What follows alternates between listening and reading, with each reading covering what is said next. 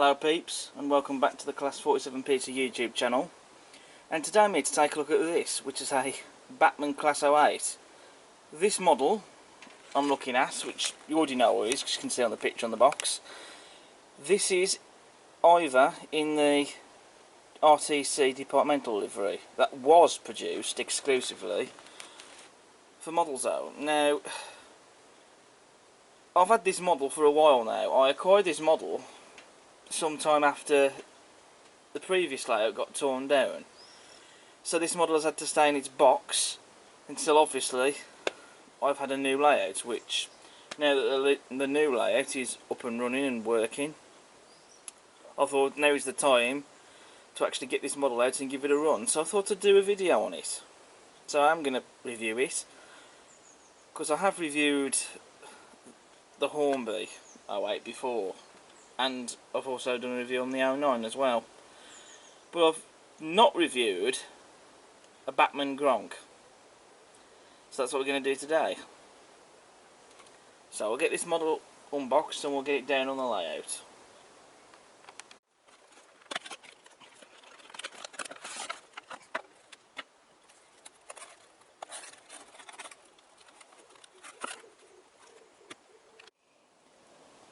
So this model was a limited edition of 500 pieces produced. As I've said before, was produced for Modelzone. And this model I have is number 470 of 500.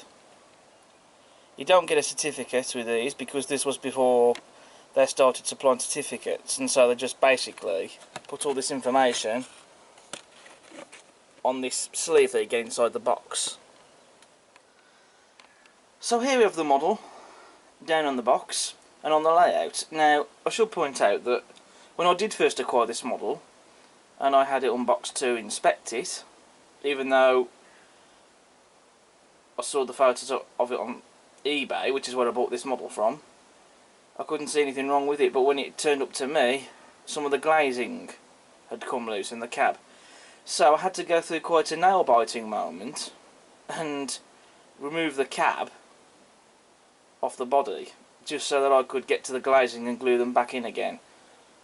Wasn't easy to do, I've got to be honest, but I got it sorted.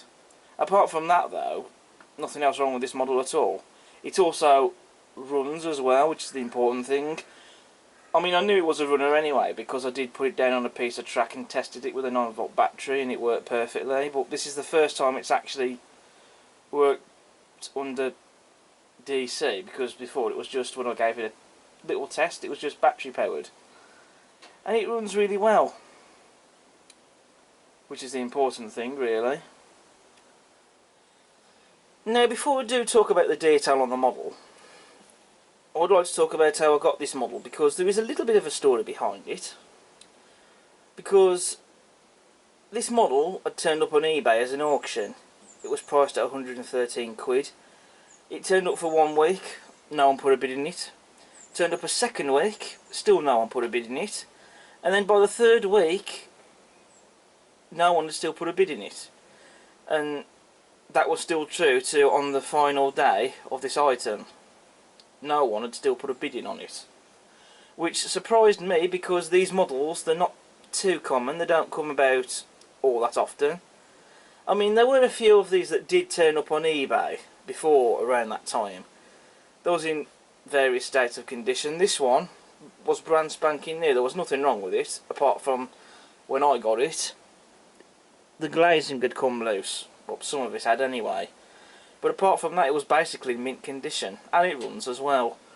But still no one had put a bid in for it, which surprised me, because I thought that this is something I would like to have because it is in the RTC livery and I am getting up a fleet of RTC stock. I thought that this might be a nice item to have.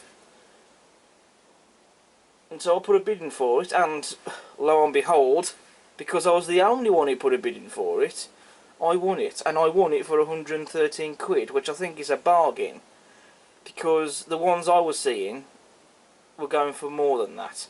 Last year at Worley I saw one, and the person selling it on the trade stand were selling it for 130 quid.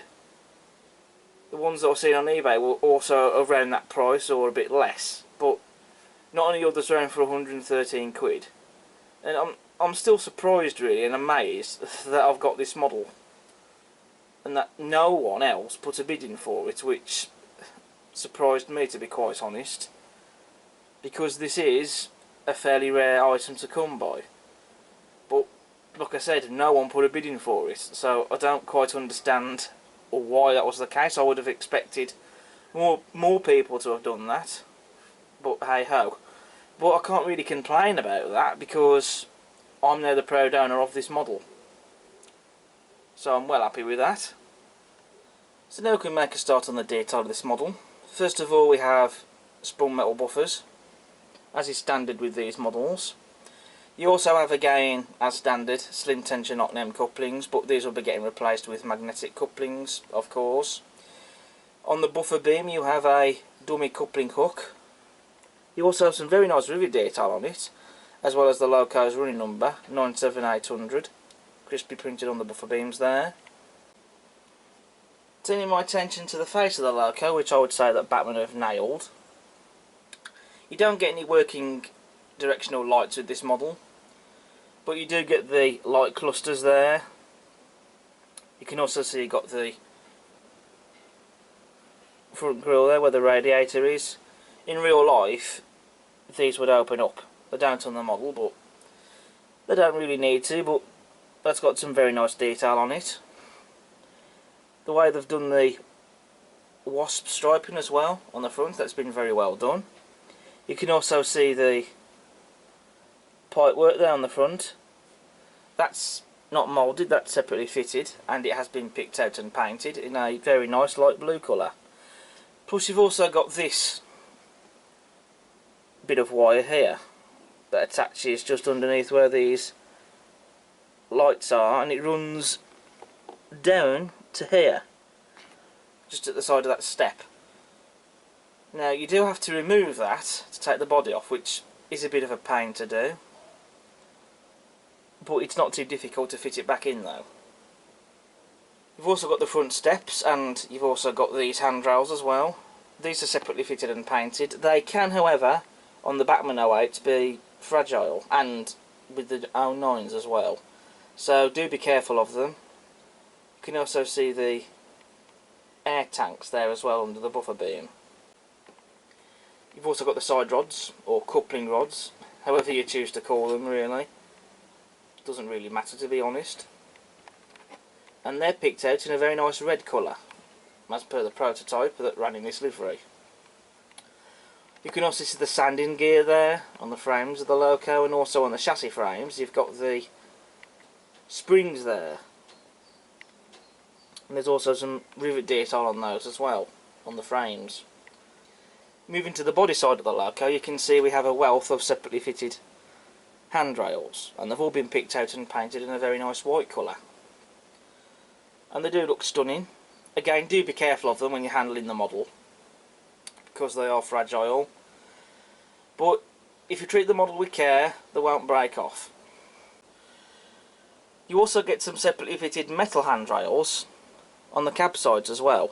They're not plastic unlike the ones on the loco body, but on the cab sides they are made out of metal. And they're in a very nice silver colour as well, and they look really nice. Also, as we've already established, the cab has glazing, which is all separately applied. Because of as already mentioned, I had to glue some of it back in again. I think it was either the glazing on this side of the cab or on the other side. I can't quite remember, but either way that's what I had to do to sort that out. You've also got the footsteps there, just under the cab. Turning my attention to the cab roof, we have some nice rivet detail. You've also got a roof vent there, which does not open on the Bachmann model. It does on the Hornby models, but not on the Bachmann one. But alas, you know, I don't really complain about that personally. I don't think it really matters if it opens or not. At least it's there, it's not something that they've left off the model.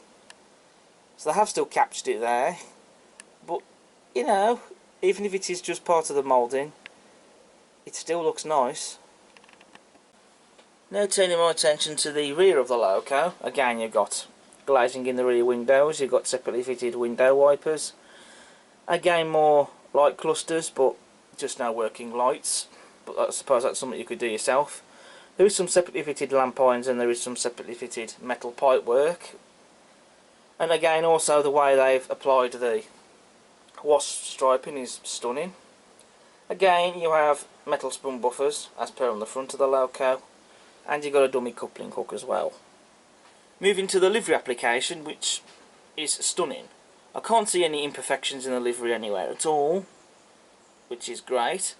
The livery's been very well applied. I would say they've got the colours bang on as well to the prototype. And also the way they've applied the white lining on this model, I think looks absolutely superb. It's been very neatly and well applied. You've also got the BR double arrow logos as well on the model. Again, they've been well applied as well. Can't see any issue with those. You also have the locos ring number, very neatly applied on the cab sides. And you've also got the name of the loco, Ivor, which they've got the correct style font as per the real locomotive. And that's just been really well applied on the fuel tanks. And it's just an overall very striking and lovely livery. So I think if any of you are into RTC livery models, I think that this is definitely something that you should get if you can find one, and it's at a good price. Although it'll be interesting to see if one day in the future, if a manufacturer does decide to bring out a newly tooled 08, that perhaps if they decide to go down the road of making this particular version, then who knows, if that does come about, something to consider perhaps. You've also got the builder's plates as well on the loco, which are crisply printed on the cab sides. And then if I turn my attention to the other side of the loco, there isn't really much detail difference here apart from two things. There's the whistle for this locomotive, which as you can see here, it's a separately fitted piece of detail and it's been painted. Do be careful with it though, because it can break off.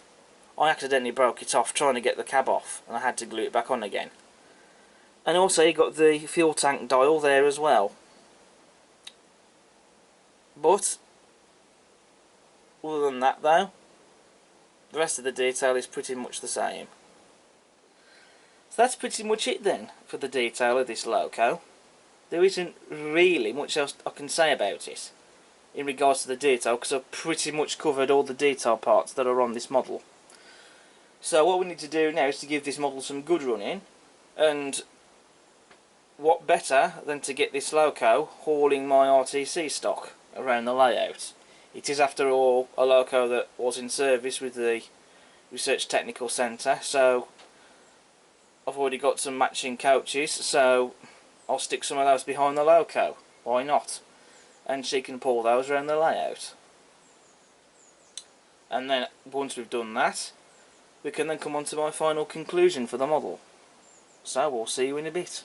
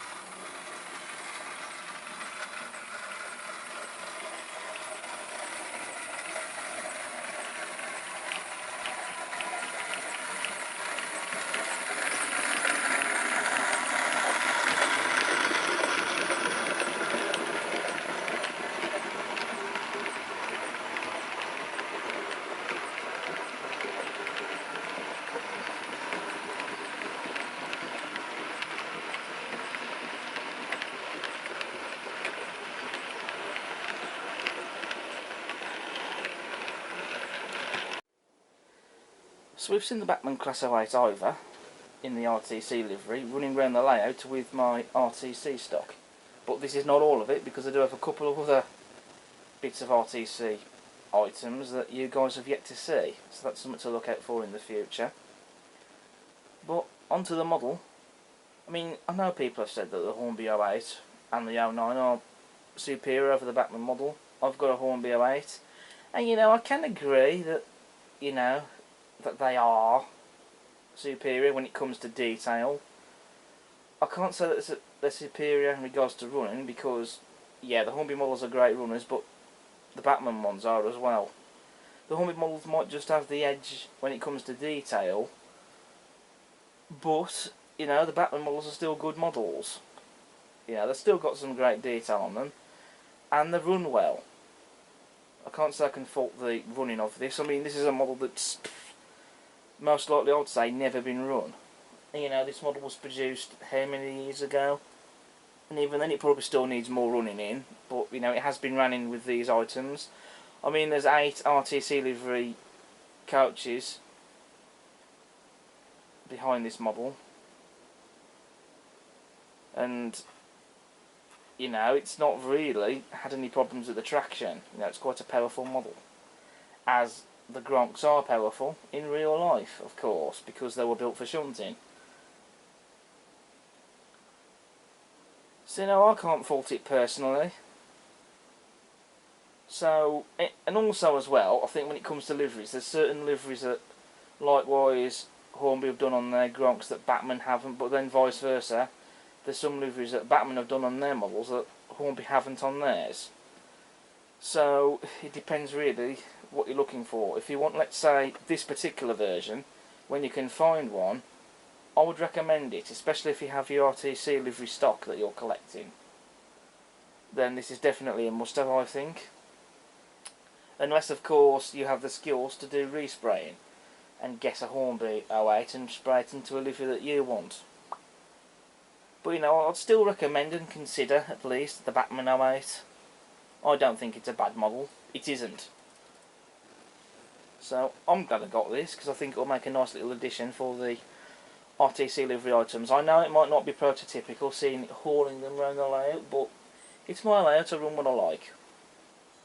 So there we are. And it still makes quite a nice sight, I think, hauling these items. So that's it then for this review. Thank you for watching my video on the Bachmann Class 08, and I hope you've enjoyed watching it. As ever, if you like what you see, then please do feel free to subscribe to the channel. Give us a like, feel free to post a comment, and also feel free to check out all my other videos that I've got on the channel. But until next time, I'll see you again soon. Bye for now.